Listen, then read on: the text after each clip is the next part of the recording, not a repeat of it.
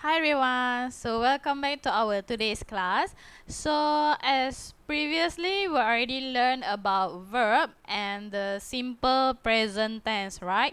So we already learned what is verb, apa itu verb. So verb ialah kata kerja, okay? And then we already learned about simple present tense, iaitu maksudnya benda yang berlaku pada sekarang, okay? So as for today, we are going to continue our topics. It's still in the verb, okay? Kita masih lagi dalam istilah kata kerja, but then we are going to learn the different tenses, okay? So previously we already learned about simple present tense. So as for today, we are going to look at the past tense, okay? So what is meaning by past tense, okay? Apa itu maksud past tense? Okay, so past tense ialah perbuatan yang dah lepas, okay? Maksudnya benda yang kita dah buat and benda tu dah lepas, okay? So the difference between past tense and present tense is past tense means already happened, while present tense means happening now, okay? So that is the difference between past tense and also present tense, okay? So as for today, we are going to focus on the past tense, okay? Perbuatan yang dah lepas, okay? So what is the example of past tense, perbuatan yang dah lepas, okay? Contoh-contoh ayat yang akan digunakan seperti yesterday, last week, last month, last year, just now, this morning, okay? So all these words shows that the things is already happened. So when the things already happen, you have to use past tense whenever you want to answer the question, okay? So bila benda tu sudah berlalu, so kita akan gunakan past tense untuk menjawab soalan, okay? So past tense is referring to the verb that already happen, okay? Kata kerja yang sudah berlalu, okay? Sudah berlaku. So as for today, we are going to look at those example for the past tense, okay? For the next one, so as previously I already show you guys this table. So as for today, I add on one more column over here, and it's called here past tense, okay? So this is the present tense verb, and when it change to the past tense, it's going to happen like this, okay? So first of all, present tense is, for past tense, is going to become was, does become did, has become had, okay? Am become was, are become were, do become did, and have become had, okay?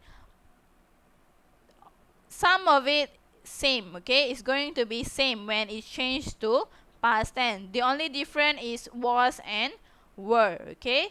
Dua benda yang berbeza hanyalah was dengan were. Yang lain akan sama sahaja untuk singular ataupun plural. Okay? So was is for is, okay? And then was for am, and were for are, okay? So this is the example of the table that you can see whenever you want to do the exercise, okay? You can refer this table as I already simplify it so that you can understand each of the meaning, okay? So this is the example, okay? How you want to know whether this is the present tense or this is the past tense, okay? And then for the next one, okay, how you want to change the verb to past tense, okay? There are few steps, there are few rules that we are going to use when we want to change the verb to past tense verb, okay? So how? So for the first rules, okay, for the first one, you have to put ed for the verb, okay? Awak kena letak ed untuk kata kerja tu untuk tukarkan dia kepada past tense, okay? So what are the example? Okay, contoh-contoh dia ialah, okay, seperti ni. As you can look over here, I already made a table for you so that you can see it more clearly, okay? As you can see over here, okay, this side is for the present tense, okay, and this side is for past tense, okay. So how you want to change this side verb to become a past tense verb, okay? You just have to put ed for some of the verb, okay. For example, act become acted, arrest, arrested, ask, ask, borrow, borrowed, brush, brush, buck, buck, clean, clean, cook, cook, enjoy, enjoyed. Okay, some of the pronunciation is still the same, even though it changed to the past tense and even though it's put ed, okay, the pronunciation still remain the same. Okay, bila kita sebut benda tu, perkataan tu, sebutan dia masih lagi sama walaupun dia telah bertukar kepada past tense. Okay, so these are the few example of the verb that we have to put ed when we want to change it to the past tense verb. Okay, so for the first rules is you have to put ed for the verb to change the verb to become the past tense verb. Okay, so for the second rules, it will be, the second one will be you have to put d when the words end with e. Okay, untuk peraturan yang kedua, awak kena letak D sahaja apabila kata kerja itu berakhir dengan huruf E. Okay, for the example, okay, as you can see over here, all these verbs are ends with E. Okay, so what you are going to do when you want to change this verb to the past tense, you just have to put D. Okay, so can you see over here, all the verb I just add D to make it past tense. Okay, saya hanya letakkan D untuk jadikan dia past tense. Okay, so advise become advice, arrive, arrive, approve, approve, bake, bake, calculate, calculated, handle, handled, judge, judged, immerse, immerse, cane, caned. Okay, so this also same, some of the words will have same pronunciation even though it's already changed to the past tense verb. Okay, so the pronunciation will still remain the same, just that when the words end with e, when the verb ends with e, you have to put d only. There's no need for you to put eed. No, it's wrong. Okay, awak cuma perlu letakkan D sahaja apabila kata kerja itu berakhir dengan huruf E. Okay, so awak tak perlu letak EED, benda tu salah. Okay, so you just have to put D only. Okay, when the verb ends with E, you just have to put D. Okay, that is for the second rules. Okay, for the third rules will be, you have to change Y to IED. Okay, so when the verb ends with Y, okay, you have to change the verb, the words Y to IED. Okay, the example,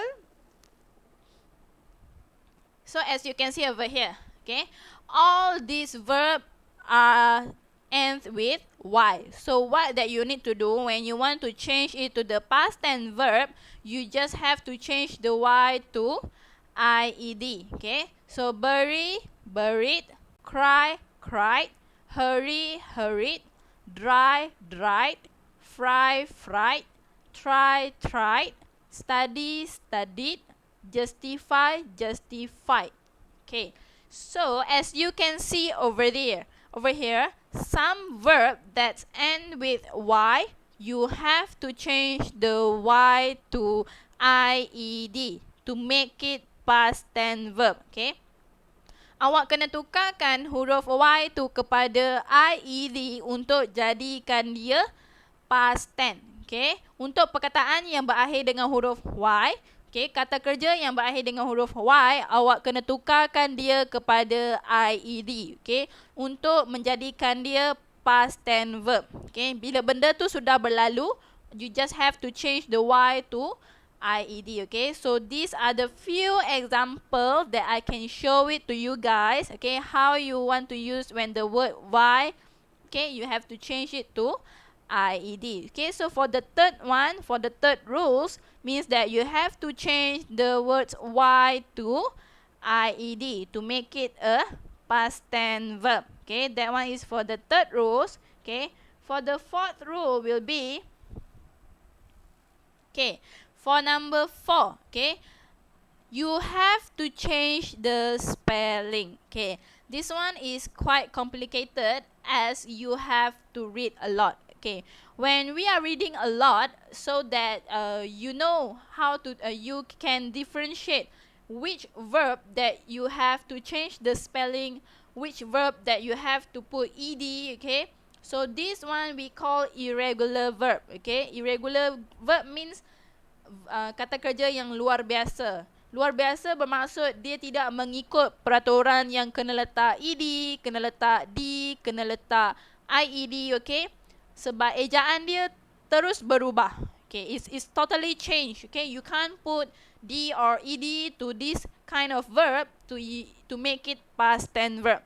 Okay, so awak tak boleh letakkan d ataupun ed untuk jadikan dia kata kerja yang dah lepas. Okay, so awak kena tukar terus, perkataan tu kena tukar terus ejaan tu untuk menjadikan dia kata kerja yang dah lepas. Okay, so example, for the few example will be sail, sold, tell, told, fall, fell, meet, met, sing, sang, see, saw, ride, rode, drive, drove, eat, ate. Okay, so as you can see over here, these are the few verbs that you have to change the spelling. Okay, the spelling is totally changed and you have to remember this. Okay, so how you want to identify which of the verb that you have to change the spelling, which of the verb that you have to put ed. Okay, okay, so by doing this, when we are doing a lot of exercises, okay, you read a lot, so by that only you can differentiate which of the verb that can use ed, which of the verb that have to change the spelling. Okay, so by doing a lot of exercise, so you can differentiate all those types of past tense verb. Okay, awak boleh membuat banyak latihan dan banyakkan membaca untuk membantu awak membezakan kata kerja mana yang perlu ditukarkan kepada ejaan dia ataupun perlu letak ed. Okay, as I share over here, I just share you guys a few example, okay, of verb that can change the spelling, that the spelling is totally changed. Okay, teacher cuma kongsikan beberapa contoh sahaja. Okay, there's a lot more out there that the verb that can change the spelling. Okay, so these are only the few examples that I share with you guys. Okay, so for the fourth rule, okay, untuk peraturan yang nombor 4, ejaan dia harus berubah. Okay, you have to change the spelling to make the verb as past tense verb. Okay, so remember, past tense means benda yang dah lepas. Okay, so for the last one, for the number 5, spelling the same. Okay, it means over here that the spelling will remain the same even though it is in present or in the past tense. Okay, so for the few examples will be beat, bat, burst, cut, hurt, put, let, set, shut. Okay, so present tense and past tense will be the same. Okay, the spelling will remain the same. There will be no change in spelling and the pronunciation also will remain the same. Okay, untuk peraturan yang kelima ni, ejaan dia akan sama walaupun dia dalam past tense. Okay, so ejaan dia dengan sebutan dia akan tetap sama walaupun benda tu sudah berlalu ataupun sedang berlaku. Okay, so perbuatan itu akan membawa ejaan yang sama. Okay, so these are the few examples that I share with you guys so that you can know that few words that will remain the same, the spelling. Okay, few of the words that will remain the same for the spelling. Okay, untuk ejaan dia adalah sama dan sebutan dia pun akan sama. So ini adalah beberapa contoh yang teacher boleh kongsikan dengan awak semua. Okay, that you can read and understand. Okay, for the verb, for the 5th one, untuk peraturan yang kelima, the spelling will remain the same. Okay, ejaan dia akan sama and sebutan dia pun akan sama. Okay, there will be no change at all. Okay, you don't have to put ed or change the spelling or anything. Okay, just keep the spelling the same and the pronunciation also will be the same. Okay, so those are the 5 rules in the verb for past tense. Okay, so as the conclusion for the past tense verb, first you have to put ed, okay, for the verb. If you want to change the verb to past tense, you have to put ed. Okay, for the second one, you have to put d when the words end with e. Okay, awak kena letakkan D sahaja apabila kata kerja itu berakhir dengan huruf E. Okay. For the third one, okay, we have to change the Y to IED. Okay, awak kena tukarkan kata kerja yang berakhir dengan huruf Y kepada IED. Okay. And then for number 4, the spelling will change. Okay, you have to change the spelling. Okay, ejaan dia kena berubah. Okay, and as for number 5, the spelling is the same. Okay, ejaan dia akan sama. So for your information, for the past tense verb, these are the 5 rules that you need to know to help you to master the verb for past tense. Okay, so one more time, I want to remind it to you guys that past tense means things that already happened. Okay, perkara-perkara, situasi, cerita yang telah berlaku. Okay, so whenever the thing is already happened, they are going to state there last week, last year, last month. Okay, as long as the thing is already happened, means that over there you have to use the past tense verb. Okay, you have to use the simple past tense to answer the question. Okay, so these 5 rules that you really need to understand, you need to know. Okay, and you also can view the few examples that I shared with you guys. Okay, so that it can help you to know which of the verb that have to put ed, which of the verb that have to put d, which of the verb that you have to put ied, and then the spelling will change or the spelling will remain the same. Okay, so don't worry, next I'm going to show it with you guys how you want to apply this in the exercise part. Okay, so for the next one, we are going to look at the exercises. Okay, I'm going to show you guys how you want to use the verb for the past tense in the exercises. Okay, so come have a look for the exercise. Okay, for exercise 1, as you can see the table over here, I already drew it out. Okay, so you just have to read. So as for the present tense column, okay, so it states here the present tense verb. So you need to change the present tense verb to the past tense verb. Okay, so as you can see over here, eat will become ate. Okay, drink, drank, go, went, run, ran, buy, bought, bring, brought. Okay, so this one you just have to change the present tense verb to the past tense verbs. Okay, so you need to know which one the verb that you have to change the spelling, or the verb that you have to put ed or ied. Okay, so the example that I show it to you guys is the verb that totally changed the spelling. Okay, that one is for the exercise 1.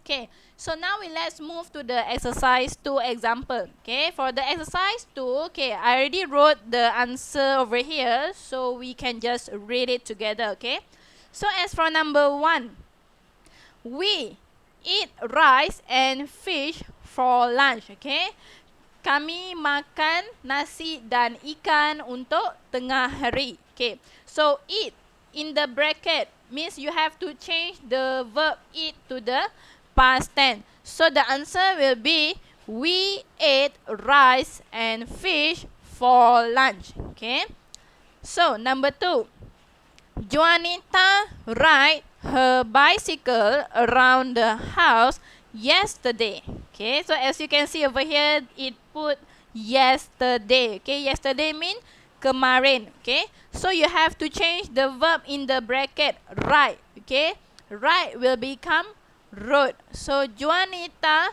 rode her bicycle around the house yesterday. Maksud dia, Juanita menunggang basikal di sekeliling rumah kemarin.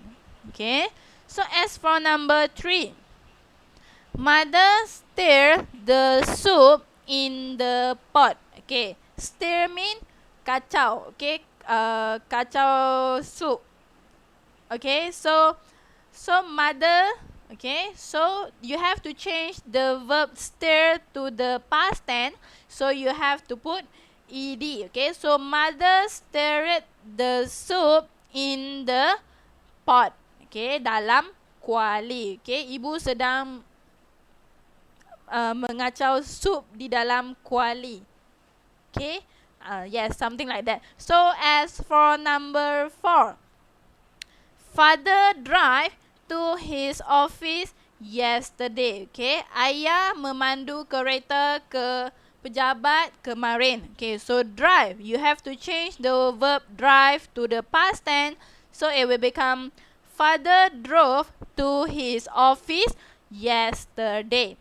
Okay, as for number 5, the children do their homework last night. Okay, so you have to change the verb do to the past tense. So it will become the children did their homework last night. Okay, kanak-kanak itu menyiapkan kerja rumah mereka semalam. Okay, as for number 6, the last one, Mina go to the nearby market last week. So you have to change the verb go to the past tense verb. So go for past tense means went.